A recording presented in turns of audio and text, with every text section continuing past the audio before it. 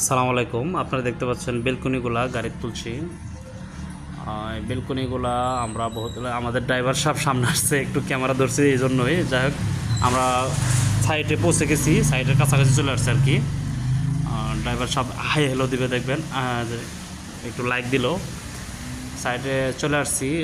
একটি বেলকনিগুলো একটু বহুতল ভবনের বেলকনি, আজকেই প্রথম আসছি বেলকনি নিয়ে। এর জন্য আমি গেছি, রাসেল গেছে, আর অন্য লোকও গেছে। আমরা বেলকনিগুলো নামাইতেছি, তার তিনজন মিলে, আলামিন, আলম এবং কি আলাল ভাই ড্রাইভার, তিনজন মিলেই নামাইতেছি। আপনারা দেখতে পাচ্ছেন বেলকনিগুলো সুন্দর করে প্লাস্টিক দিয়ে পেঁচানো।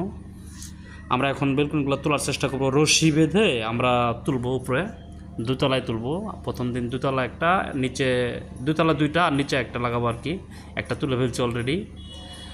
আমরা একটু প্রথম দিনের জন্য একটু কষ্ট হচ্ছিল, মনে হচ্ছিল যে মেজারমেন্টের কোনো সমস্যা আছে কিনা। আসলে মেজারমেন্টের কোনো সমস্যা নাই। প্রথম দিন তো একটু ঝামেলা হচ্ছিলো, যাই হোক কোনো সমস্যা নাই, পরে সেট করা হয়েছে খুব সুন্দরভাবে।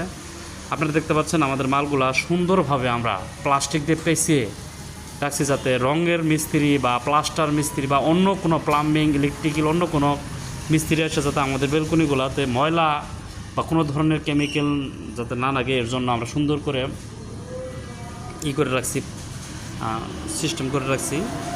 যাই হোক, আপনারা দোয়া করবেন আমরা যেন এরকমভাবে কোয়ালিটি সম্পন্ন কাজ করতে পারি। আলহামদুলিল্লাহ। এটি একটি প্রবাসী, সাউথ আফ্রিকা প্রবাসী রব্বানী ভাইয়ের বাড়ি। এটা অবস্থিত মাদারগঞ্জ উপজেলায় পালপাড়ার ভিতরে। আলহামদুলিল্লাহ, তাকে অসংখ্য ধন্যবাদ আমাদের